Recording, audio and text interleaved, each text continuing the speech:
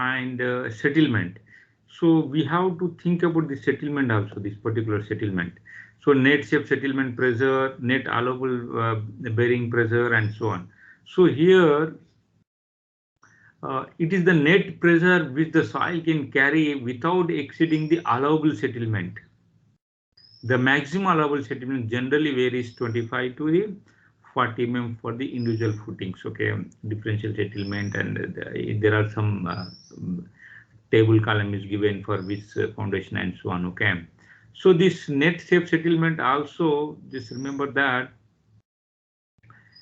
it should not vary. Actually, if settlements varies, what happens? Again, the buildings going to settle down, and finally what happens? I hope you people are recording it. Okay, so finally what happens? There may be cracks in the buildings. Understand?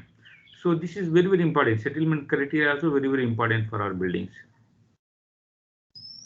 Net allowable bearing pressure, QNA. This is QNP, that is net safe settlement pressure. Okay, it is the net pressure. It is the net pressure. Sorry, it is the net pressure.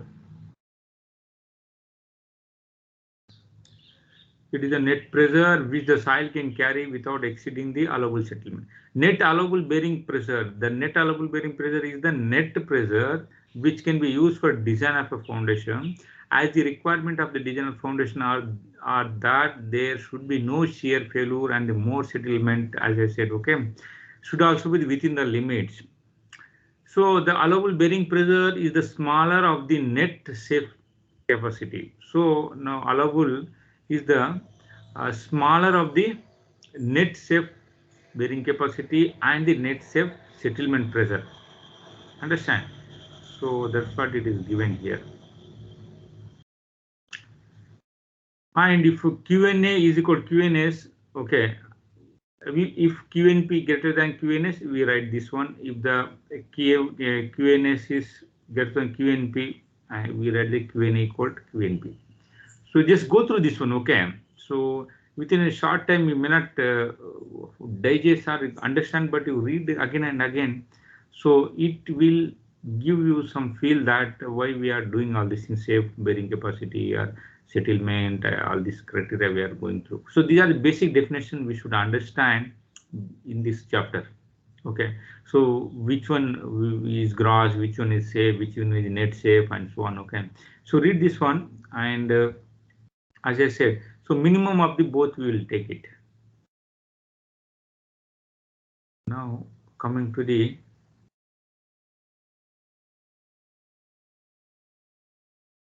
what is given here. Okay, that's all. So next, coming to our here, let me check. It is already explained here. Let me go it. Okay, so that, so whatever I have explained already, it is explained here. So they have taken on foundation, grass and net footing. Grass and the net footing have taken the foundation here, and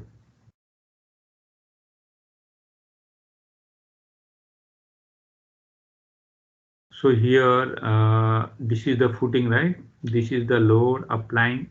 This is the depth of the foundation, and this is our concreted DC. No, this is the concrete footing, and this is the soil with gamma. It can be gamma, sat, and many things. Okay, water table and other things. Okay, and this is the width of the foundation. This is the ground level, and this is the Q. Okay, so it is given in an example here. Okay, just I'll leave it to you, and anyway I'll explain you. So how generally we calculate it again. So grass and net footing pressure, how generally we calculate. Okay, the grass and the net footing pressure at the base of the footing can be found as if the foundation is backfilled after construction. Again, if it is backfilled as shown in the figure, which is subjected to superimposed load, some load we are acting here, some tons of the load. If the weight of the footing and the soil above it is WF, so both included. Okay, WF is the soil weight plus footing weight. included the gross footing pressure is given by load divided by area.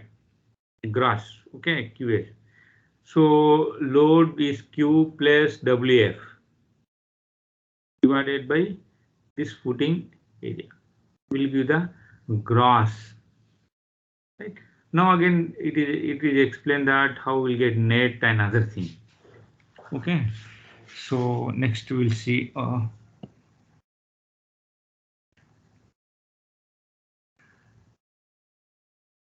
So here it is calculated the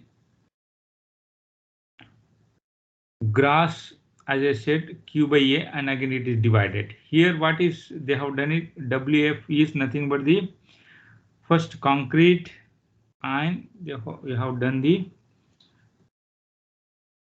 DC and gamma C plus DF minus DC gamma by A. Just look at that previous figure. Okay, DC gamma C is nothing but the unit weight of the concrete, and that one, okay, that's the load we are calculating, load divided by real load divided by soil load, and this particular load. Okay, so this is the concrete load, this is the DF minus DC. Previous page I will go it again. Okay, so the DC unit weight of the concrete we know. Okay, then if you have area, this one you can calculate the weight, and similar way this one is DF total minus DC. This will give the overburden pressure, right, up to here.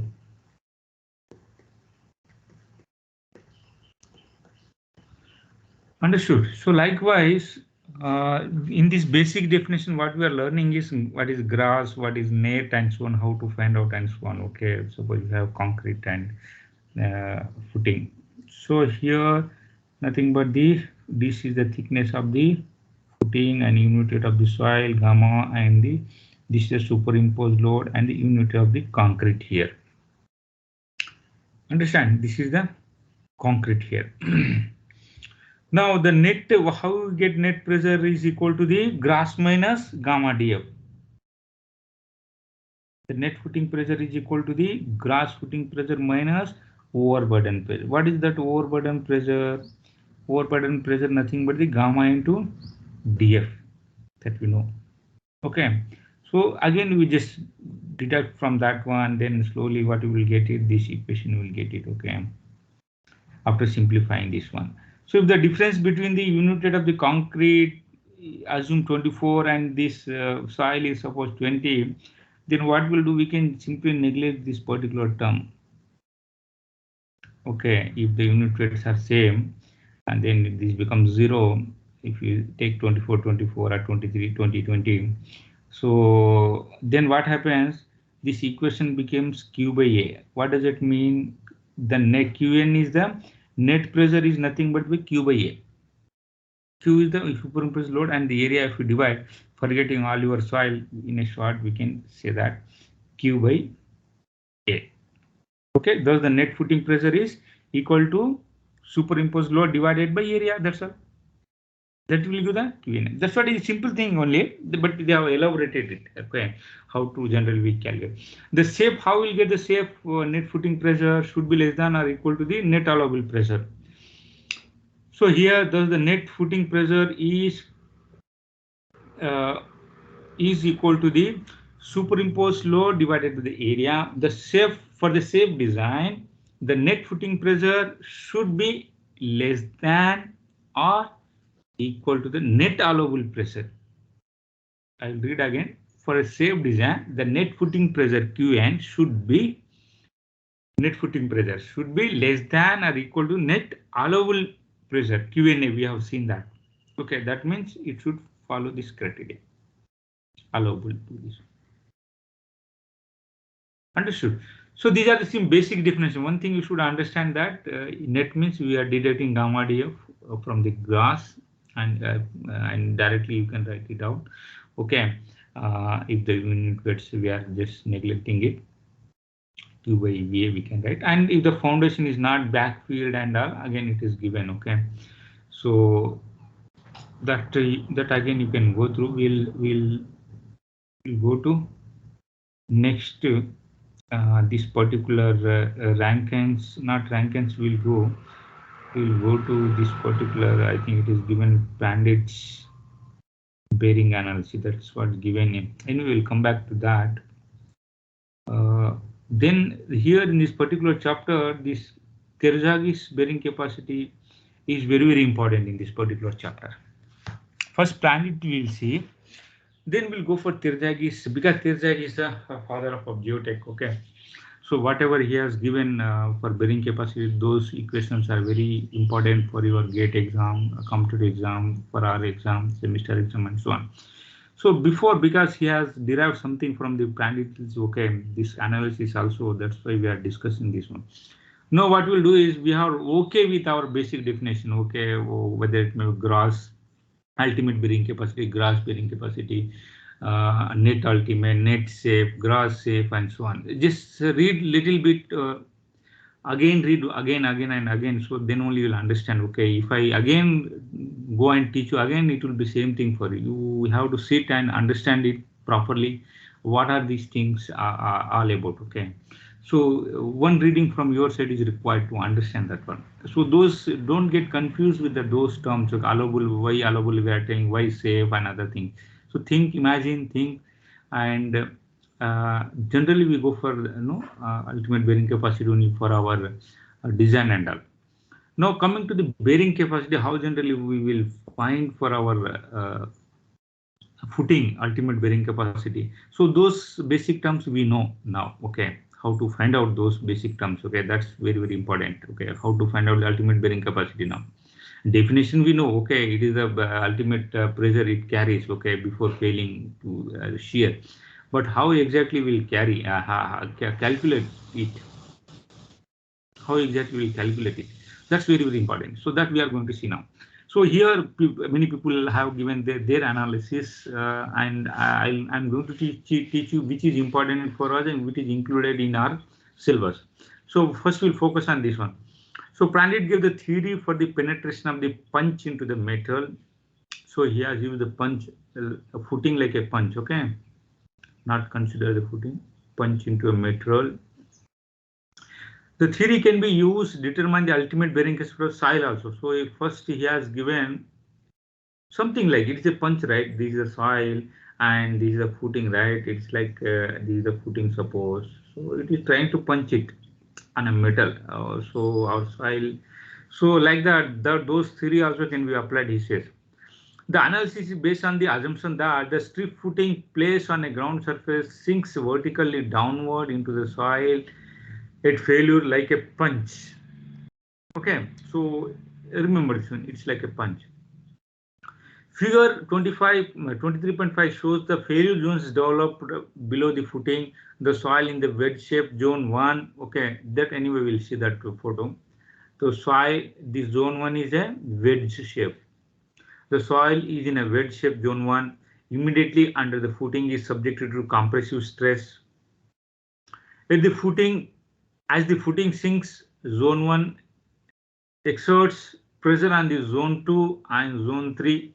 The zone 2 are the assumed to be the plastic equilibrium state.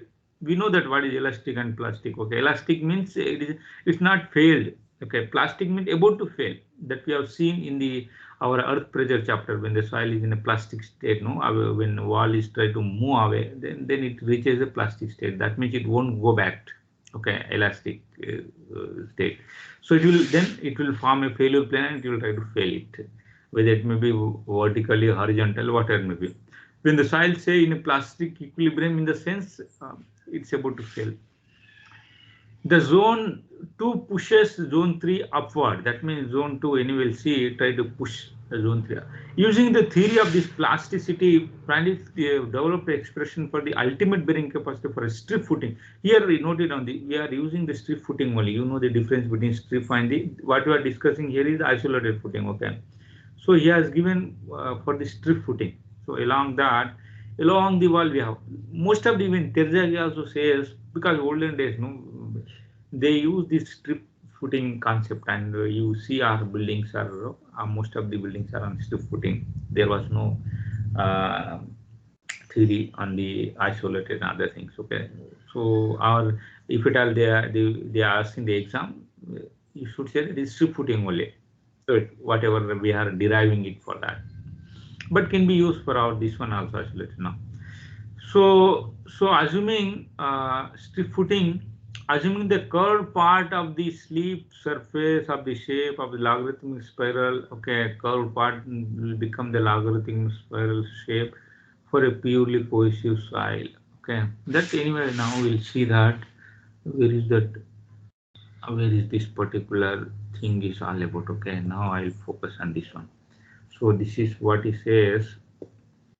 It says is this is our footing with B. Okay, this ultimate Q we need to calculate. It is equal to same thing, reaction back. Okay, so what it says, this is the zone 1 and this is the zone 2 and this is the zone 3. Understand? So this is the zone will act like a wedge. That's what he said, right?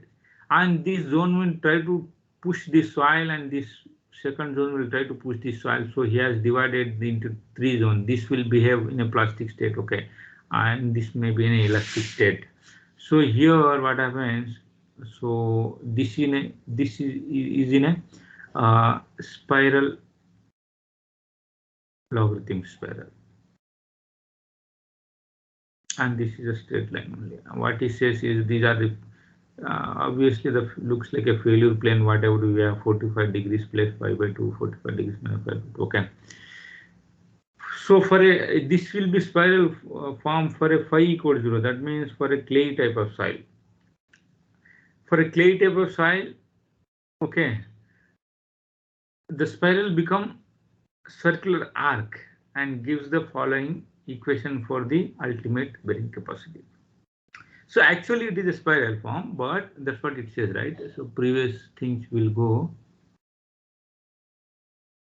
So what it says, using the theory of plasticity, okay, the developed equation for the ultimate bearing capacity for strip footing, assuming that curved part of a slip surface of the shape of logarithmic spiral, okay, it is a logarithmic spiral, but for a purely cohesive soil where the soil is in a pure cohesive soil, CU, it says where the phi equals 0, it becomes the circular arch.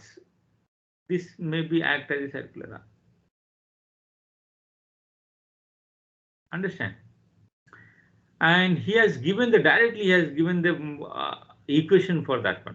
For Terjag-Inouye will derive it, and this guy has given directly the equation of ultimate bearing. That's what our aim is all about, right? That means if you know Cu value here and multiply by 5.14, you can find out the ultimate bearing capacity. Qu. Where is the ultimate bearing capacity? What we have discussed is that first one in our basic definition, ultimate bearing capacity. Where C use the undrained cohesions, okay, undrained cohesion, not drained, okay. C use the undrained, not CD. This is okay, undrained cohesion. And this equation you remember is because sometimes the Prandtl they will ask it, they will give the Cu value and ask you to find out the ultimate bearing capacity based on the. They may not give Prandtl's bearing capacity. Something they will ask in the competitive exam. So that remember that you will multiply by 5.14 and you will get the ultimate bearing capacity. So this particular equation 23.23 indicates that ultimate bearing capacity of a cohesive soil is independent of the width. That means what is here, look at, nothing is related to the width of the footing here. Okay, it can be small width, lesser width, and so on. Just if you have undrained cohesion, you can get it what it says. Okay, for a cohesionless soil, okay, the Prandtl shows the ultimate bearing capacity increases with the width of the footing.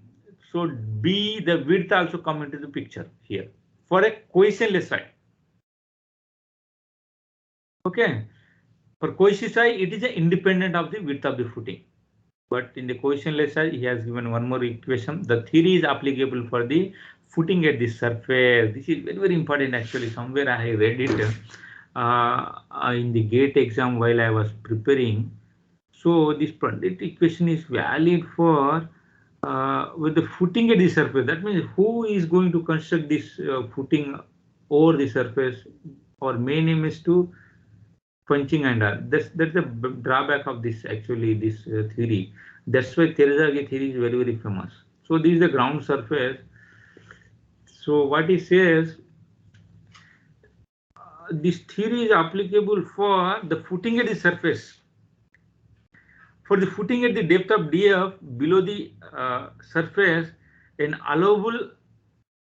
allowance can be made by increasing the bearing capacity by gamma df. Hence, the strip footing on cohesive soil is so. For a depth, we are again adding a gamma df. Suppose df is the foundation depth. Understand? But actually, this particular theory is valid when the footing is kept on the surface of that. So again, what it says, the Prandtl theory is valid only for a footing with a perfectly smooth base contact with the soil. These points would also be important, even though these theories are not, we are not using it, but in the competitive exams, they may ask this whether footing or a wall, backside of the wall is rough or a smooth or so on. So just be aware of that, what this guy has says about the footing surface. So base of the footing, he says, considered as smooth. As the actual footing may be rough, the theory does not give the actual result actually. Wherever we consider, like if you remember Rankine's theory and the Coulomb's theory, Coulomb has considered the backside of the wall as a rough. So Coulomb should be a little famous and should be applicable for our cases. Same thing here, when he has considered here as a smooth foundation, there itself we say that this will not give the accurate results. And numerically, simply he said that 5.14 into CU based on his research and based on his experiment carried out and so on. Okay, there are theories. Okay, so then slowly people will try to defend him, and again they will do experiment and rational things, and they will come with a good, better theories. So that's how our civil engineering evolved, right? So in the beginning we'll study some theory which are not applicable, and because we have to study, we cannot directly jump to the Terzaghi's theory and we'll start applying it. So this is all about the story about this particular what do you say, theory. In the today's class we have seen.